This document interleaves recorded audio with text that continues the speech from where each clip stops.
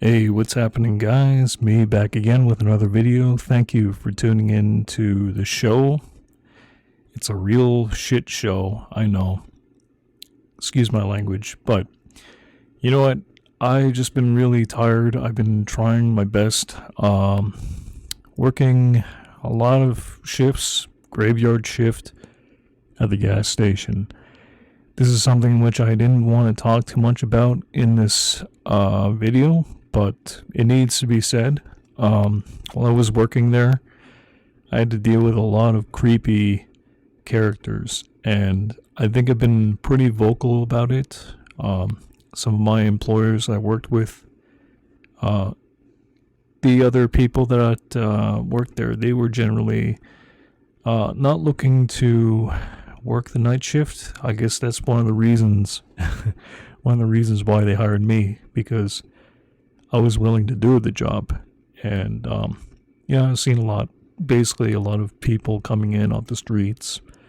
I had to be that guy that had to clean up after the mess in the bathrooms, mess behind the gas station, picking up cigarette butts, beer cans, you name it, needles. Oh yes. So I've seen it all. I've seen people come in high out of their mind, and it's not a unique thing in just my city. I've come to realize that fact. It seems like now, since the pandemic, there's been inflation, there's crime, there's homelessness, people are on drugs and alcohol, they want to numb themselves. I see it when I go out at night. That's why I don't go out at night anymore. What should I say though? I mean, yes, for a while I've just been kind of on and off YouTube. I mean, as soon as I get to the truth, I'm not able to get anywhere on this platform. I think the censorship has really put me into a corner, and it's just unfortunate how it had happened, because I was not able to grow my YouTube channel. When I talk about certain key issues, I had to deal with a lot of setbacks.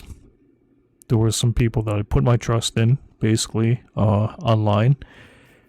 They told me, yeah, I should go over to BitChute, Odyssey, or Rumble. YouTube, Kick is a new platform I'm not too familiar with. So for a while I've just been following a lot of random YouTubers and stories. There's really a lot of information out there, so I had to take my time and absorb all the facts. Market Mania is a guy who's pretty good. He talks about issues in Canada, although I don't agree with some of his posts. Photoshop is not something that I would do if I was talking primarily about the truth. I wouldn't mix facts with fiction. I'll be giving an example, putting photoshopped images of events which did not occur. So if you're going to be going down that road as a news anchor on YouTube, if you want to share the truth and be taken seriously, get some credibility, you're going to have to pick and choose what stories you're going to be making fun of, I guess. I don't know. If you want to be taken more seriously on the platform. As for other people, like, they seem to have a pretty nonchalant way of sharing the truth. I guess everybody's got a certain style, I guess. I haven't really figured out my style yet, but I know the difference though. I know that there's some people out there that they're doing great work.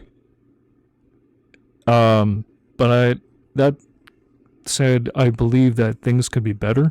Things could be improved with the quality of their content and how they represent themselves as professionals. I don't know. I guess looking back on it, I think I could have had the caliber. I guess if I had my time back, I would have probably maybe gone that route. I don't know.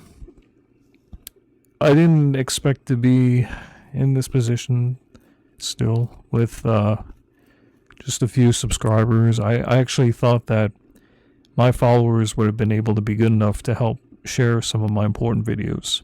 And then from there on, we would have been able to go live, maybe do a live stream and talk about certain key issues, which I believe are important.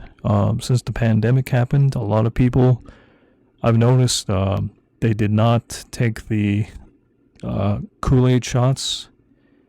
I really can't risk using the V word because if I talk about it too much, what's going to happen is that my channel will probably get a strike, as it had happened before in the past. And this is just one of those things that I wanted to talk about with my followers tonight because I've seen a lot. But as I said, you know what, I can't talk about it. Maybe there's issues, I guess, with people who share too much information. That's why they're moving off the YouTube platform and they're going from YouTube to either BitChute, Odyssey, Rumble, MeWe, or whatever platforms exist that I don't know about. It's been a problem which I had to face in the past. Maybe I will entertain, I guess, maybe keep it light. I know that there's a lot of people out there that are aware of the truth and they're trying to keep up in good spirits. So I don't really know. I don't really know where this channel is heading. But what I can tell you is that there are some good people out there that I have actually indeed spoken with in the past that I'm no longer in contact with, that these individuals who do this for free, well, the occasional donations help to get their channels across, but the point of it is not to make money. The point of it is to share the truth, because a lot of that truth is actually getting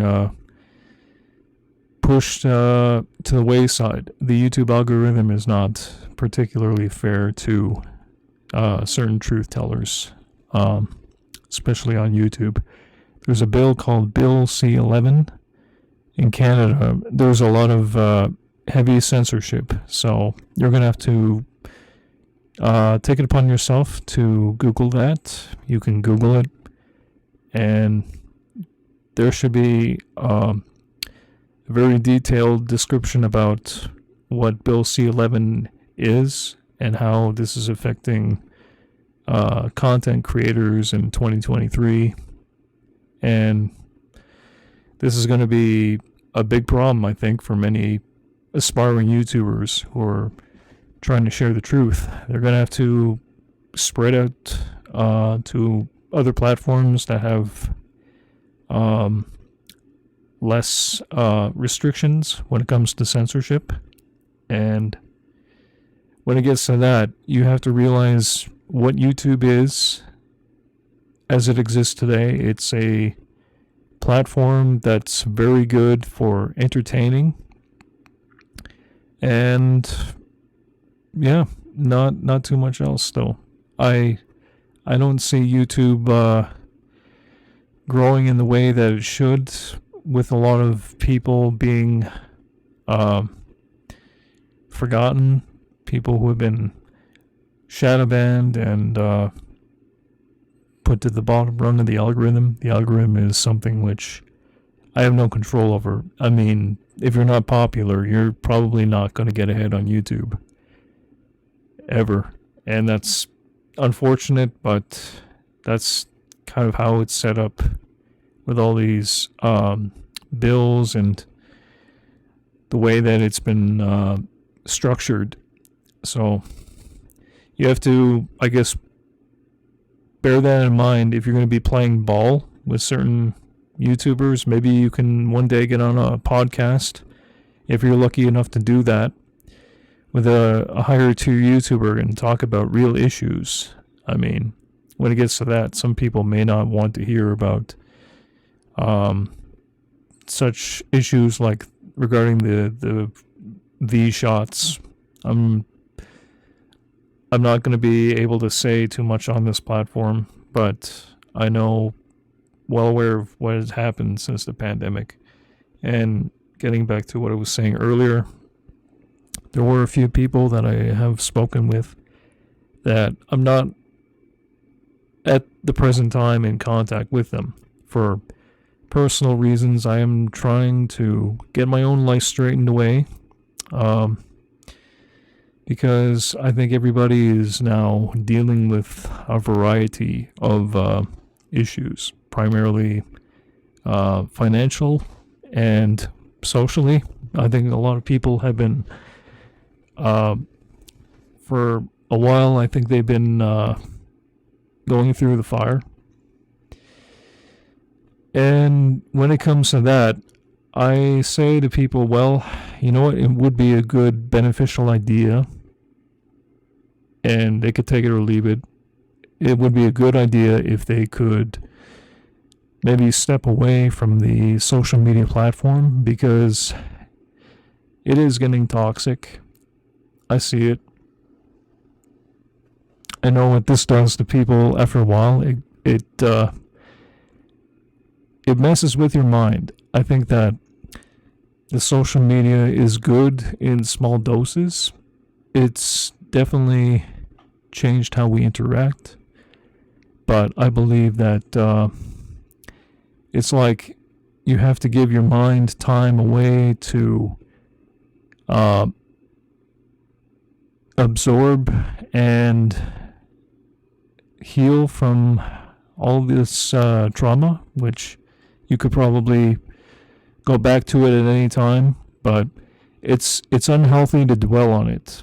That's what I'm saying. There's a lot of people that are talking about the crisis of inflation, for example. A lot of people are struggling, and then they go to YouTube to be entertained and try to forget, which is fine. That's fine. But there needs to come a point, I think, when people have to learn how to get off of it and figure out a solution. And when it gets to that point, I think a lot of people, they have no idea what to do after knowing the information that is out there. And from there on, it's a matter of finding good, like-minded people offline who are, I guess, also taking the red pill and awake to what's really happening. But it's not easy. It's not easy to reach out to people offline. I mean, it depends on where you're living to. As I stated before, in the city, I don't have a lot of people I can trust, so that would probably be a good homework assignment for anybody who's listening. Find good people offline if it's not your family.